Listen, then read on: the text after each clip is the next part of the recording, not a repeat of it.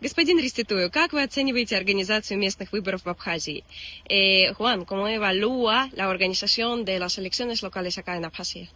Mira, en este momento estoy en la comunidad de Riapts. Esta es la séptima mesa que nosotros observamos.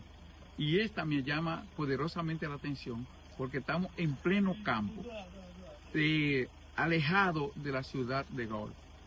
Y veo la decisión que tienen las autoridades de que todos participen en el proceso electoral. No importa en lo lejano que estén, en las condiciones. Cuando veo las condiciones en que se habilitó esta mesa, es un ejercicio claro de democracia, de que la gente participe, de que la gente exprese su deseo de votar por el candidato o los candidatos.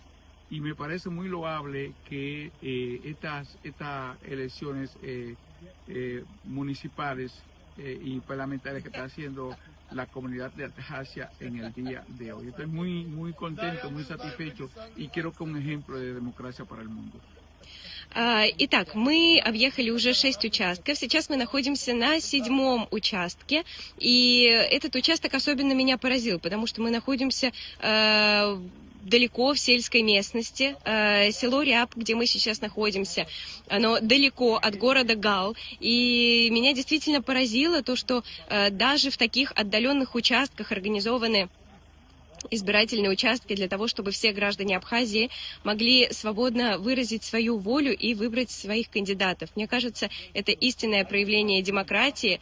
Все проходит хорошо.